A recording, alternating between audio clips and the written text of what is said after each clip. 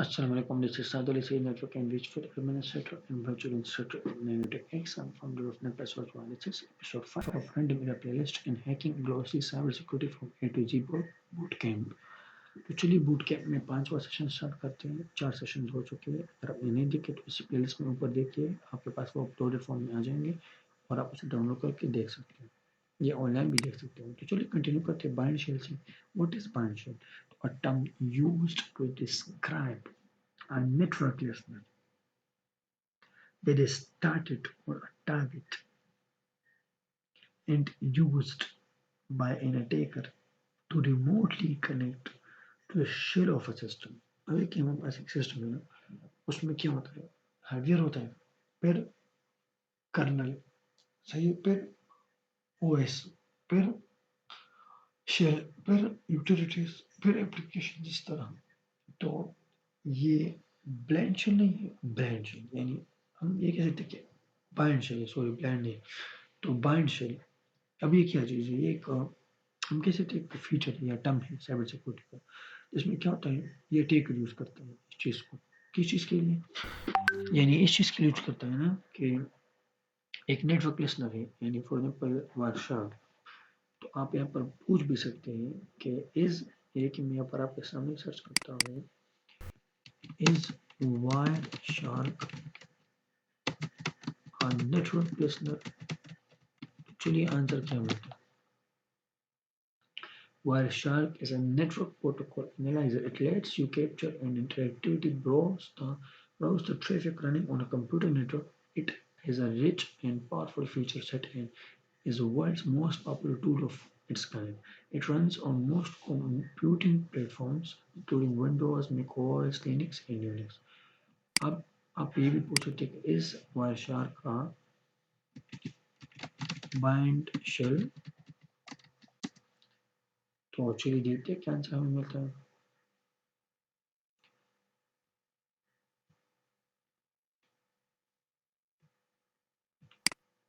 What is bind shell used for? In a standard remote shell attack, एक remotely attack होता है, सही, जो अटैकर करता है, सही, शेल पर, आप उस शेल पर, सही, जो हमारे पास यानी ऑपरेटिंग सिस्टम और एप्लीकेशंस के मबीन इंटरेक्ट कर रहा होता है। और इसमें आप डायरेक्टली कमांड्स भी लिख सकते हो, सही। जैसे हमारे पास विंडो में क्या होता है, पावर शेल क्या होता है, ये वाला। इसमें आप डायरेक्टली कमांड्स लिख सकते हो, जो बहुत ही पावरफुल टूल है।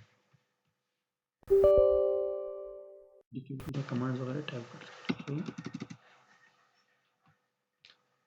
तो ये देखिए, attackers connect a machine they control to the target's remote network host, requesting a shell session. This tactic is known as a bind shell. Attackers can use a reverse shell if a remote host is not publicly accessible due to firewall protection or a non-public IP.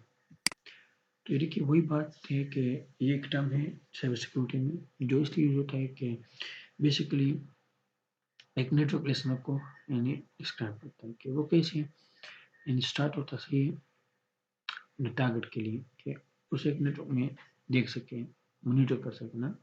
और ये क्यों use करते हैं attacker? ताकि remotely connect हो सके system के share के साथ और उस पर सारा काम यानी पावर्शल वगैरह के साथ सारा काम क्या कर सके, चला सके। वो तो पावरफुल टूल है, तो सारी बात सारा सिस्टम जो वो कंट्रोल कर लेगा बाइंड शेल के साथ, रिमोटली शेल को एक्सेस कर लेगा और आपका सिस्टम गया।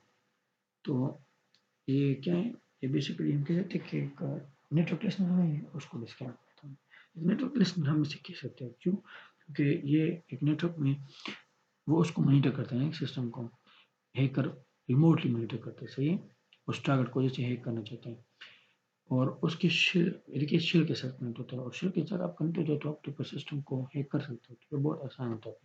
तो बाइंड शेल हमने पढ़ लिया, अब हम पढ़ते हैं ब्लेड हाउंड,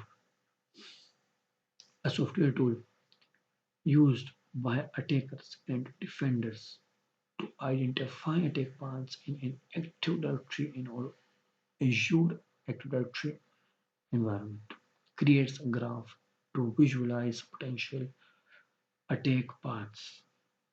अब ब्लड हाउंड क्या चीज़ है? एक सॉफ्टवेयर टूल है जो दो लोग यूज करते हैं, एक अटैकर्स और एक डिफेंडर्स। डिफेंडर का मतलब है व्हाइट अटैकर या ब्लू टीम, और अटैकर्स का मतलब है ब्लैक अटैकर या रेड हैट हैकर भी हम कह सकते हैं, और डिफेंडर रेड हैट हैकर हो सकता है। तो इस तरह के हैकर यानी अटैकर और डिफेंडर दोनों दोनों ये टूल यूज करते हैं। दोनों ये क्यों दोनों यूज करते हैं? यानी इसलिए कि इससे डिफेंस भी हो सकते हैं, अटैक भी। कैसे?